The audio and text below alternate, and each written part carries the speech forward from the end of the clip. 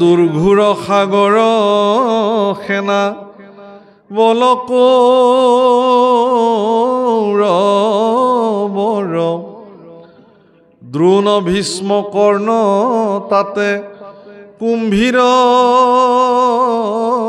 মগৰ ৰাম মোৰ পিতামহ বৰ্গে কৃষ্ণ নৌকা পাই লীলাই তৰিলা তাক গুখোজ পৰাই। হে বাপসকল, কুৰুক্ষেত্ৰ এখন সমুদ্ৰ বুলি আমি কওঁ আৰু আমিবিলাকে খুব ধুনীয়াকৈ শুনো সেই কুৰু সমুদ্ৰত কেনেকৈ পঞ্চপাণ্ডৱে যুদ্ধ কৰিলে, কেনেকৈ কৌৰৱে তাত পৰাজয় বৰণ কৰিলে। কিন্তু আপুনি নিজেও যে এখন কুৰুক্ষেত্ৰত দিনে দিনে যুদ্ধ কৰি আছে, সেইটো কেতিয়াবা ভাবিছেনে? মোৰ জীৱন কুৰুক্ষেত্ৰত মই যে হাবুডুবু খাই আছো, এই কথা আপুনি কেতিয়াবা ভাবিছেনে? সময়ত আপোনাৰ বিপদত সহযোগী হ'ব থাক আপোনাৰ ইষ্ট কুটুম্বই আপোনাৰ বিপদৰ প্ৰধান কাৰণ হিচাপে থিয় হৈ আছে, এতিয়া ভাবিছেনে এই কথাটো কেতিয়াবা? সকলোৰে জীৱনত নহ'ব পাৰে, কাৰোবাৰ জীৱনততো হয়। যাক মই ইষ্ট বুলি ভাবিছোঁ তেওঁৱে মোৰ শত্ৰু হিচাপে মোৰ লগত কাম কৰি আছে।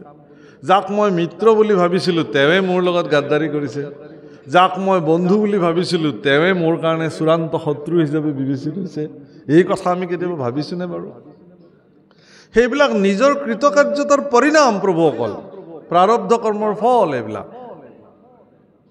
কিন্তু আপুনি যদি কৃষ্ণত সমৰ্পিত হয়, তেতিয়াহ'লে এনেকুৱা সন্দিক্ষণতো ভগৱান আপোনাৰ লগত সখিত্ব কৰিবৰ কাৰণে আহিব, কিন্তু উপজাচি। আপোনালোকে জানে মহাভাৰতত ভগৱান কৃষ্ণ উপজাচি গৈ অৰ্জুনৰ লগত সখিত্ব কৰিছে। অৰ্জুনে সখিত্ব কৰিবৰ কাৰণে কৃষ্ণৰ ওচৰলৈ অহা নাই। কংস নিধনৰ পিছত দ্বাৰকাধীশ ভগৱান কৃষ্ণই অৰ্জুনক বিচাৰি বিচাৰি গৈ সখিত্ব কৰিছে। কেলে যে পৃথিৱীৰ ভাৰ হৰণ কৰিবৰ কাৰণে তেওঁ অৰ্জুনক বিবেচিত কৰি লৈছিলে যে অৰ্জুন মোৰ সহযোগী। সেইকাৰণে গীতাত কি ধুনীয়াকৈ এটা বৰ্ণন কৰে যে অৰ্জুনৰ ৰথৰ 4টা ঘোঁৰা, এটা হ'ল এটা এটাকৈ 4টা ঘোঁৰা, আৰু সেই উদাত্ত ঘোঁৰা 4টাৰ যি ৰথ, সেই ৰথখনৰ নাম হ'ল কপিধ্বজ। আৰু সেই কপিধ্বজ ৰথৰ সাৰথী ভগৱান শ্ৰীনাৰায়ণ নিজেই, কৃষ্ণ দৈৱকী নন্দন। আৰু মহাৰথী হিচাপে সেই ৰথত বিদ্যমান হৈ আছে কুন্তী নন্দন গাণ্ডীৱধাৰী অৰ্জুন। বাপসকল, এই শৰীৰটোৱে সেইখন ৰথ, আৰু এই ৰথখনৰ চালক 4টা ঘোঁৰা, মন, বুদ্ধি, চিত্ত আৰু অহংকাৰ। ই ইমান বেগৱন্ত যে ই ক'ত ক'ত যে মোক লৌৰাই লৈ ফুৰাই তাৰ কোনো হিচাপ নাই। ক্ষিপ্ৰ গতিত, বায়ুৰ বেগতকৈও বেছি, শব্দৰ বেগতকৈও অধিক বলৱন্ত। মোৰ জ্ঞান অৰ্জুনে যদিও এইখন ৰথত বহি আছে, তেওঁ কোনো ধৰণৰ সুবিধাই পোৱা নাই তেওঁক নিয়ন্ত্ৰণ কৰিবৰ কাৰণে। কিন্তু অৰ্জুন জ্ঞানাৰ্জুনে গোটেইকেইটা মনক নাকি লগাই এডাল বাগজৰি কৰি সমস্ত জগতৰ নিয়ন্তা পালনকৰ্তা ভগৱান কৃষ্ণৰ হাতত জৰিডাল দি ক'লে যে হে প্ৰভু, আজিৰ পৰা এই ৰথখন তুমি যেনেকৈ চলাবা তেনেকৈ চলিব, তুমি যেনেকৈ নিৰ্দেশনা কৰিবা মই এই ধৰণেহে জগতত চলিম। এই বুলি যদি আপুনি আপোনাৰ শৰীৰ ৰথখন ভগৱানৰ চৰণত নিবেদন কৰি দিব পাৰে, তেতিয়াহ'লে সিদিনাখনৰ পৰা আপুনি মুক্ত। আপোনাৰ শৰীৰৰ চিন্তা ভগৱানে কৰিব। গীতাৰ এইটো মূল তাৎপৰ্য।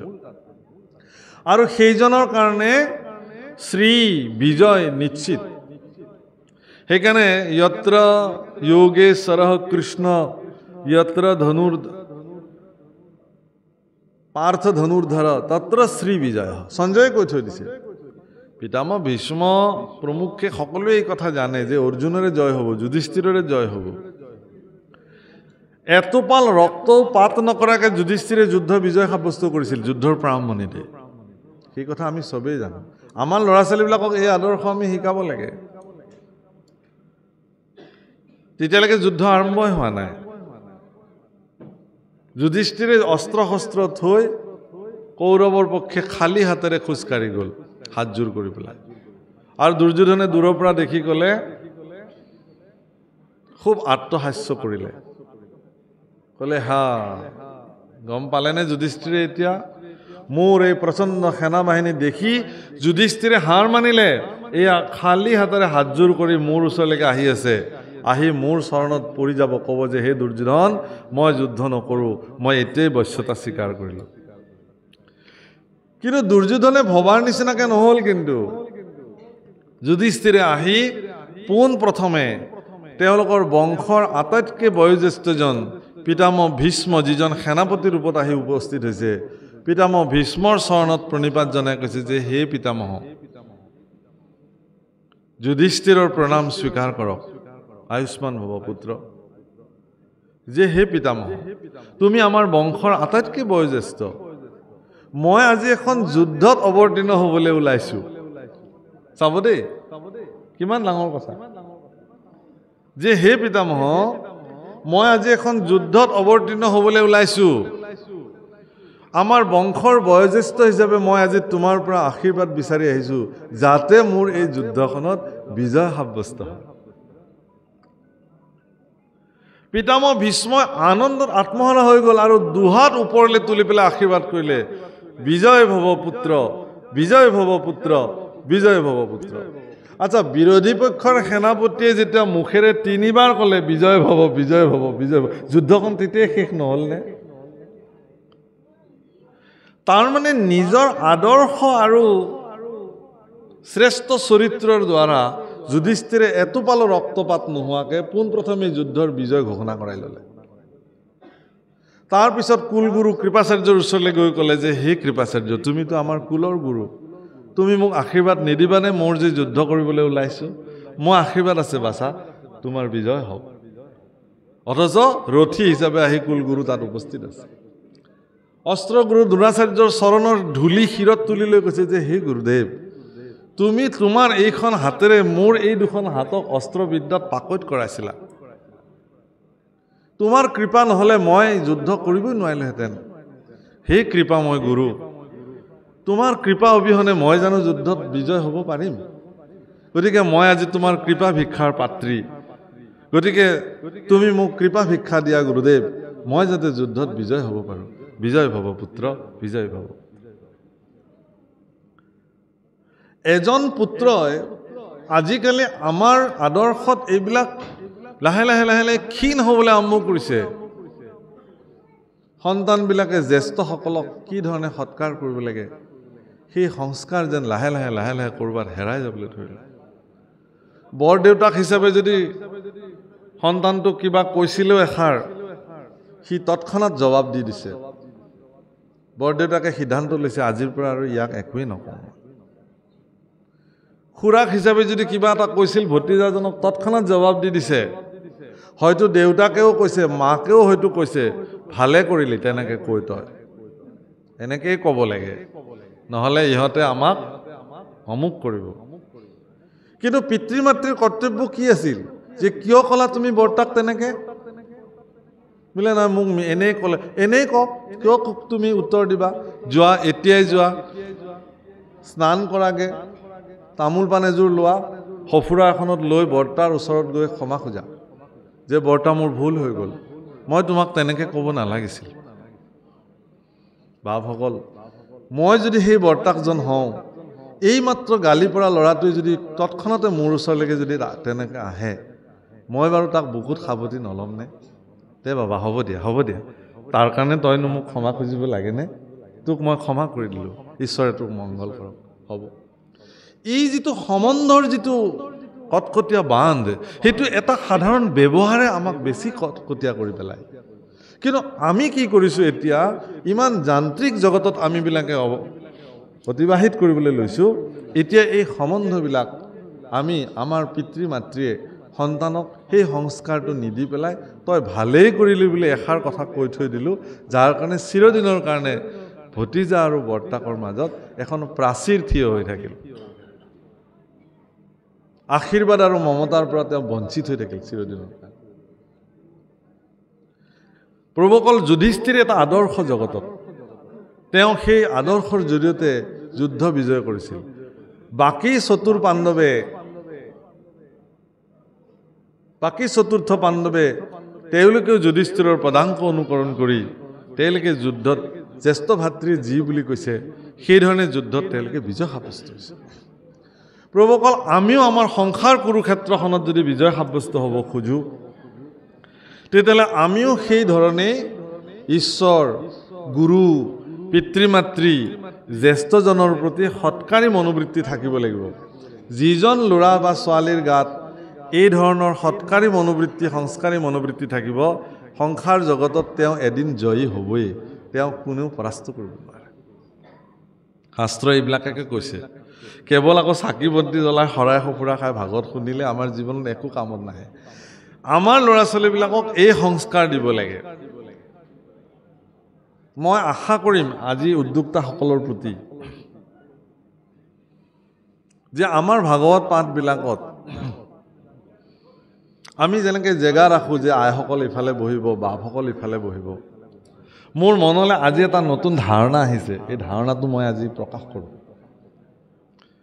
আমাৰ উদ্যোক্তাসকলে ধৰক এই নামঘৰটোতে এইফালে এটা জেগা বোলে এইখিনি জেগা নৱপ্ৰজন্মৰ কাৰণে বুলি সংৰক্ষিত কৰিব লাগে তাত কোনো বহিব নালাগে চাওঁ গাঁওখনৰ কিমান ডেকা ল'ৰা ছোৱালী আহি সেই জেগাটো পূৰ্ণ কৰে উদ্যোক্তাসকলে যেতিয়া ইয়াত কোন বহিব বোলে ইয়াত আইসকল বহিব ইয়াত গুৰুস্থানীয় ব্যক্তিসকল বহিব ইয়াত আমন্ত্ৰিত ভকতসকল বহিব আৰু এইখিনি জেগা সংৰক্ষণ কৰিছোঁ আমাৰ গাঁৱৰ উঠি অহা ল'ৰা ছোৱালীসকলৰ কাৰণে তেওঁলোক বহিব ইয়াত লিখি থৈ দিব লাগে পাৰিলে তাত আৰু গাঁৱৰ প্ৰত্যেকটো পৰিয়ালে নিজৰ ল'ৰা ছোৱালীবিলাকক সেই স্থানডোখৰৰ ৰিক্ত স্থানডোখৰ পূৰ্ণ কৰিবৰ কাৰণে নিজৰ সতি সন্ততিক প্ৰেৰণা দিব লাগে তাত এবাৰ বহিবা দেই তোমালোকৰ কাৰণে স্থান নিৰীক্ষণ কৰা হৈছে নিৰ্ধাৰণ কৰা হৈছে তাত বহি একান্ত চিত্তে কৃষ্ণ কথা শুনিবা নহ'লে এই বছৰত ইমান লাখ টকা খৰচ কৰি আমাৰ যে গাঁৱে ভাগৱতখন পাতিছে তোমালোকেই যদি নুশুনা তেতিয়াহ'লে এইবোৰৰ কি কাম আছে আমিতো যি হ'ব লগা হৈয়ে গ'ল এতিয়াতো আমি সংশোধন কৰাৰ ৰাস্তাই নাই গতিকে সেই বাচাহত আমি আমাৰ জীৱনত আধ্যাত্মিকভাৱে যি পিছ পৰি ৰ'লোঁ তোমালোকে যাতে আধ্যাত্মিক দৃষ্টিৰে পিছ পৰি নোৰোৱা গুৰুস্থানীয় ব্যক্তিসকলৰ শ্ৰীমুখে ওলোৱা ভাল কথা সৎ কথা শুনিবৰ কাৰণে আমি এইবাৰ তোমালোকৰ কাৰণে এডোখৰ স্থান নিৰ্ধাৰণ কৰিছোঁ সেইখিনি স্থানত তোমালোকে বহি একান্ত চিত্তে কৃষ্ণ কথা শুনিবাচোন তেতিয়া দেখিব যে গাঁৱৰ গোটেই ল'ৰা ছোৱালীবিলাক আহি সেই স্থানটো পূৰ্ণ কৰিব আৰু তেতিয়াহে আপোনালোকৰ এই ভাগৱত পাঠৰ সফল হ'ব অন্যথা নহয় গতিকে মই সেইকাৰণে ভাগৱতত বহি পেলাই মোৰ চকুকেইটাই পিটকৈ চাই থাকোঁ মই বাৰে বাৰে যে চাই আছোঁ সেইটোকে চাই আছোঁ এইখন গাঁৱৰ ডেকা ল'ৰা ছোৱালী আহি ইয়াত বহিছেনে নাই টিনেজৰ ল'ৰা ছোৱালী আহি ইয়াত বহিছেনে নাই যেতিয়া দেখোঁ যে বহা নাই তেতিয়া মই ভাবোঁ যে আচলতে মই ইয়ালৈ এনেই আহিলোঁ কাৰণ আপোনালোকতো মোৰ পিতৃস্থানীয় ব্যক্তি মোৰ মাতৃস্থানীয় ব্যক্তি আপোনালোকক ভাগৱত পাঠ শুনাব অহাটো মোৰ আচলতে ধৃষ্টতা মই কেনেকৈ শুনাম আপোনালোকক মোৰ এই যোগ্যতা আছে জানো কাৰণ বয়সৰ অভিজ্ঞতাৰে আপোনালোক মোতকৈ বহুত ওপৰত 40ৰ দেওনা পাৰহে কৰিছোঁ মাত্ৰ মই আপোনালোকে কিন্তু বহুত আগবাঢ়িছে বয়সৰ অভিজ্ঞতা মোতকৈ আপোনালোকৰ বেছি গতিকে মোতকৈ কনিষ্ঠজন যদি আহি ইয়াত বহে তেতিয়াহ'লে তেওঁলোকলৈ মোৰ উপদেশটো দিবলৈ উজু হয় সেইকাৰণে মোৰ এইটো বিনম্ৰ নিবেদন অহাবাৰ ইয়ালৈ হয়তো মোক নামাতিবও পাৰে বা বেলেগ কথা কিন্তু মই যাতে এই খবৰটো পাওঁ যে এইবাৰ আমাৰ গাঁৱত হোৱা ভাগৱত পাঠত প্ৰভু ঈশ্বৰে কৈ যোৱা কথাটোক মান্যতা দি আমি নৱপ্ৰজন্মৰ কাৰণে স্থান ব্যৱস্থা কৰিছিলোঁ আমি ঘৰে ঘৰে এৱাৰনেছ কৰিছিলোঁ সচেষ্ট কৰিছিলোঁ প্ৰত্যেকজন অভিভাৱকে নিজে নেতৃত্ব লৈ আহি নিজৰ ল'ৰাটোক বহুৱাই থ'ব তুমি ইয়াতে বহা কৃষ্ণ কথা যি পাৰা তাকে শুনা বুজি পালেও পাবা নাপালেও নাই মুঠতে শুনা মই ভাবোঁ আপোনালোকৰ ভাল লাগিছেনে প্ৰস্তাৱটো হা যদি কিবা দোষাদোষ হৈছে মৰিখন নকৰিব ভাল লাগিলে কৰিব আৰু এই বাৰ্তাটো যিহেতু আমাৰ চেনেলবিলাক বহিয়ে আছে চেনেলৰ মাধ্যমেৰে যাবই বাৰ্তাটো গতিকে সকলোৱে ইয়াক কৰিবৰ কাৰণে হয়তো প্ৰয়াস কৰিব। মই আজিৰ পৰা প্ৰত্যেকটো ভাগৱত পাঠতে মই এই নিবেদন সকলো উদ্যোক্তাসকলৰ প্ৰতি কৰিম। আৰু যিয়ে নহওক প্ৰভুসকল, মই কিন্তু অনুষ্ঠান লাহে লাহে চমুৱাম। আপোনালোকে মই অলপ আজি শাৰীৰিকভাৱে অলপমান হেৰি হৈ আছোঁ, তথাপিও আপোনালোকৰ দৰাচলতে আপোনালোকৰ ভাগৱত শ্ৰৱণ কৰাৰ যিটো আগ্ৰহ, সেইটোৱে মোক প্ৰেৰণা দিছে কাৰণেহে বহি আছোঁ। হীৰা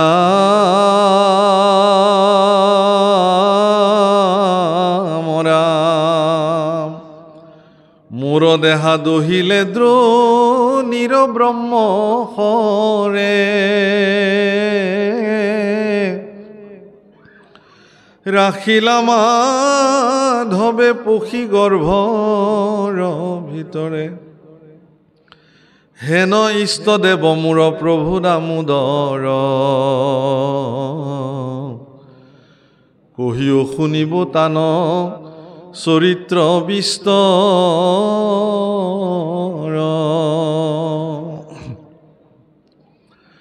কিহেতু বোধিলা কৃষ্ণে কংস মাতুলক, অ পিতৃগৃহ এৰি কেনে গৈলা গোকুলক।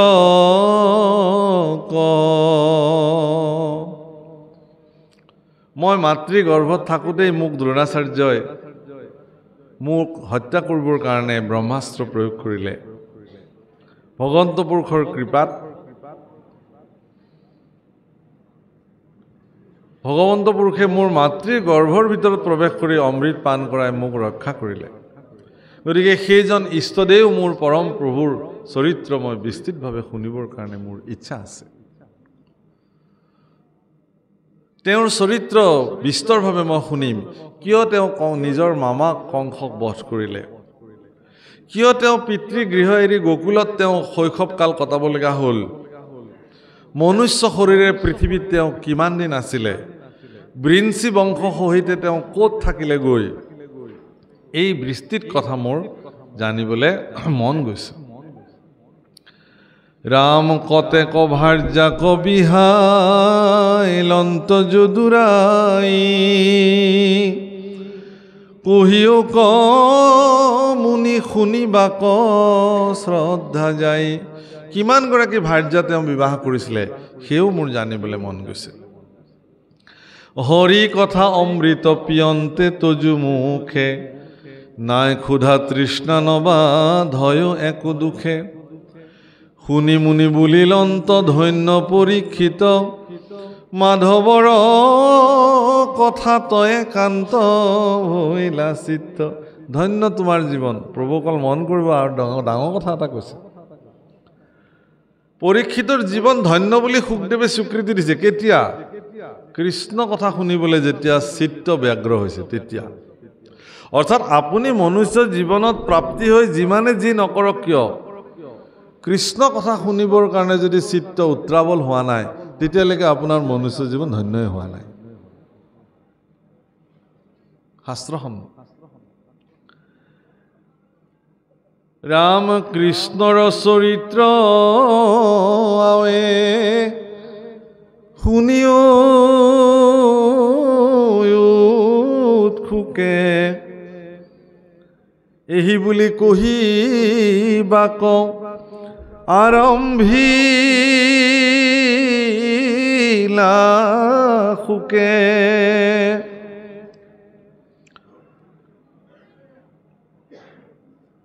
হে ৰাম উপজিলা ৰাজা হুয়া, দৈত্যয় সংঘাত, বলৰ দৰ্পত কৰে সন্তক বিঘাত। ৰাম তাৰ ভাৰ সহিবে নপাৰিব সুন্ধৰি, ব্ৰহ্মাত শৰণ লৈলা ধেনুৰু ধৰি ৰাম তনু ভৈলা ক্ষীণ পিৰিলে কগুৰু ভাৰে তিনটি আছে মুখ আতি লুতকৰ ধাৰে। বসুমতীয়ে যেতিয়া দেখিলে যে কংসাদি দৈত্যসকলৰ প্ৰাদুৰ্ভাৱ বাঢ়িছে, তেওঁ ধেনু ৰূপ ধৰি গাই ৰূপ ধৰি ব্ৰহ্মাৰ ওচৰত গৈ শৰণাপন্ন হ'ল যে হে সৃষ্টিকৰ্তা, মোৰ বুকুত এতিয়া দুষ্ট দৈত্যসকলৰ প্ৰাদুৰ্ভাৱ। প্ৰভুসকল, পৃথিৱী আমাৰ মাতৃ। মাতৃ যেতিয়া অতিষ্ঠ হৈ যায়, জানিব যে সন্তানৰ দুষ্কাৰ্য বহুত বাঢ়িছে। বসুমতী যেনেকুৱা সহনশীলৰ প্ৰতীক, আমাৰ নিজৰ নিজৰ মাতৃবিলাকো তেনেকুৱা সহনশীলৰ প্ৰতীক। তাৰ মাজতে যদি কোনোবা মাতৃ অসহনশীল, তেতিয়াহ'লে সেইটো দুৰ্ভাগ্যজনক, সেইটো বেলেগ, সেইটো হিচাপত নপৰে। মই নাই বুলি নকওঁ, অসহনশীল মাতৃও পৃথিৱীত আছে, কিন্তু মাতৃ বুলি ক'লেই তেওঁ সহনশীলতাৰ প্ৰতীক। মাতৃ বুলি ক'লে তেওঁ মমতাৰ পাৰাকাষ্ঠা। মাতৃ বুলি ক'লেই তেওঁ দয়াৰ মূৰ্তমান প্ৰতীক। মাতৃ বুলি ক'লেই তেওঁৰ বাৎসল্য প্ৰেমেৰে বিধৌত এগৰাকী নাৰী। সেই মমতাময়ী মাতৃৰ আচলত যিবিলাক সন্তান ডাঙৰ হৈছে, তেওঁলোক বৰ ভাগ্যৱান। কিন্তু যিবিলাক সন্তান জন্মৰ পিছতে মাতৃৰ বিয়োগ হয়, সেই সন্তানবিলাক সেইকাৰণে গোটেই জীৱন দুখী হৈ থাকে যে আমি মাতৃৰ মমতাৰ আচল নাপালোঁ। গতিকে মাতৃৰ মমতাৰ আচলখন যিসকল সন্তানৰ প্ৰাপ্তি হয়, সেইটো বহুত ডাঙৰ কথা। নিজৰ শৰীৰৰ আহাৰ এটা সন্তানক মাতৃয়ে যেতিয়া আচল ঢাকি পেলাই খুৱায়, তাৰপিছত যি ধৰণে লুন্দি ঘুন্দি সেই সন্তানটোক মাতৃয়ে যি ধৰণে মৰম কৰে, চুম্বন কৰে, এনেকুৱা স্বৰ্গীয় অনুভূতি আৰু পৃথিৱীত সেই ব্যক্তিয়ে পৃথিৱীত কেতিয়াও কতোৱেই নাপায়। পাব জানো? কোনোবাই পায় যদি নাজানো, মোৰ দৃষ্টিত নাপায়। মাতৃৰ মমতাময় হাতৰ স্পৰ্শত যিবিলাক সন্তান সংস্কাৰিত হয়, সেই সন্তানে পৃথিৱীত কেতিয়াও বেয়া কাম কৰিব নোৱাৰে। কিন্তু সেই সন্তানে যেতিয়া পিতৃ মাতৃ বৃদ্ধ হয়, যেতিয়া অৱজ্ঞা কৰে, অৱহেলা কৰে, বৃদ্ধাশ্ৰমত থৈ আহে, গৈ ফুটপাথত এৰি দি থৈ আহে মনে মনে, ইয়াতকে আৰু দুৰ্ভাগ্যজনক কথা কি হ'ব পাৰে?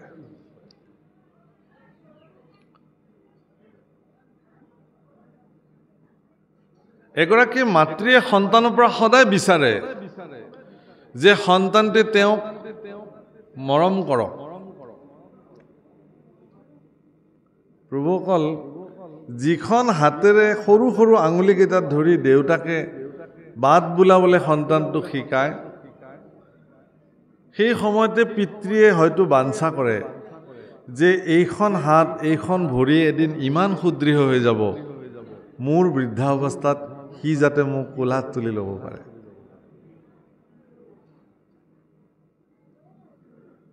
আৰু সঁচাকৈ যদি এগৰাকী বৃদ্ধ পিতৃক কোনোবা সন্তানে যদি তেনেকৈ তেওঁক যেনেকৈ কোচত তুলি লৈ দেউতাকে লালন পালন কৰিছিল, তেনেকৈ যদি আদৰ কৰে, তেতিয়াহ'লে সেই পিতৃৰ জীৱন ধন্য হৈ গ'ল। তেওঁ যে মোক আৰু একো নালাগে, মই হৈ গ'লোঁ, মোৰ সফল জীৱন। যি মাতৃয়ে সন্তানক যি ধৰণে মমতাৰ আচল ঢাকি মৰম কৰিছিল, সেই সন্তানে যদি বৃদ্ধ অৱস্থাত মাতৃক যদি সেই ধৰণে মমতাৰ আচলেৰে তেওঁলোকক ডাঙৰ কৰে, তেতিয়াহ'লে সেই মাতৃৰ জীৱনো ধন্য। সেইকাৰণে সন্তানৰ কৰ্মত যদি মাতৃ কেনেবাকৈ অতিষ্ঠ হৈ গ'ল, জানিব যে সি সীমা পাৰ কৰিছে। বসুমতী আজি অতিষ্ঠ হৈ গ'ল, ব্ৰহ্মাৰ ওচৰত গৈ গোচৰ দিছে ধেনু ৰূপ ধৰি, আৰু দুচকু চকু পানীৰে বৈ যাব ধৰিলে। ৰাম পাছে ব্ৰহ্মাদেৱে দুখ দেখি পৃথিৱীৰ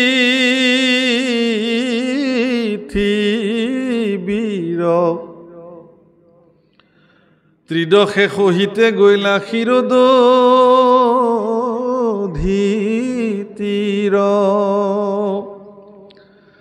হে ৰাম লাগিলা মন্ত্ৰে মাধৱ কৱাৰাধিত শুনিলা আকাশ বাণী ব্ৰহ্মা সমাধিত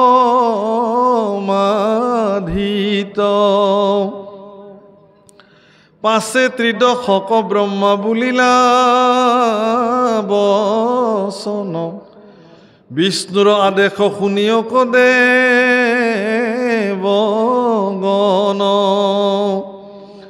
ৰাম সংহৰিবা হৰি পৃথিৱীৰ মহাভাৰ ও বসুদেৱ আৰ তুমি হব হুয়া যদু কুলে অবতাৰ বসুদেৱ গৃহত সাক্ষাতে নাৰায়ণ উপজীৱা অৱশ্যে শুনিক দেৱগণ ৰাম তানয় অৰ্থে দিব্য নাৰী গণ হৌক জাত আগে উপজীৱা গয়ায় অনন্ত সাক্ষাৎ বিষ্ণুর আদেশে বযোগ মায়া ভগবতী কার্য সাধিবাক প্রতি হইবা উতপতি ও এহি বুলি ব্রহ্মা দিয়া দেবক আদেশ ভূমিক আশ্বাস বাণী বুলিলায় শেষ এই বুলি ব্রহ্মাই ভূমিক আশ্বাস বাণী দিলে যে হে ভূমি হে বসুমতী তোমার ভার হরণ কৰিবৰ কাৰণে স্বয়ং প্রভু ভগবন্ত परित्राणाय साधूनां विनाशाय च दुष्कृतां धर्म संस्थापनार्थाय सम्भवामि जुगे जुगे এই তিনিটা বিশেষ কাৰ্য সাধন কৰিবৰ নিমিত্তে পূৰ্ণ অৱতাৰে কৃষ্ণ স্বৰূপে দৈৱকী নন্দন হৈ জগতলৈ আহিব তাৰ কাৰণে সমস্ত দেৱতাসকল এতিয়া পৃথিৱীত আহিব সমস্ত দিব্য নাৰীসকল আহি পৃথিৱীত গোপী ৰূপে অৱতাৰ ল'ব তেওঁলোকে সকলোৱে ভগৱানৰ এই লীলা কাৰ্যত সহযোগী হ'ব আৰু পৃথিৱীক দুষ্ট দৈত্যৰ ভাৰৰ পৰা মুক্ত কৰি কেৱল আপোনালোকৰ দৰে সজ্জনসকলৰ কাৰণে পৃথিৱী এৰি ভগৱানে এদিন পৃথিৱীৰ পৰা গুচি যাব এই কাৰ্য কৰিবৰ কাৰণে ভগৱান পৃথিৱীত আহিলে আৰু সকলো দশম স্কন্ধত এই বৰ্ণনা কৰা হৈছে আজি ইয়াতে যেহেতু দশম স্কন্ধ পাঠ হৈ আছে ব্যাখ্যাটো প্ৰয়োজনেই নাই একান্ত চিত্তে বহক পাঠেকীসকলে সুন্দৰ সুৰলিত কণ্ঠেৰে দশমৰ পদ গাই যাব আপোনালোকে যদি কেৱল আৰু কেৱল একান্ত চিত্তে শুনি গৈ থাকে আপোনালোকে এখন বেলেগ জগতত অৱগাহন কৰিব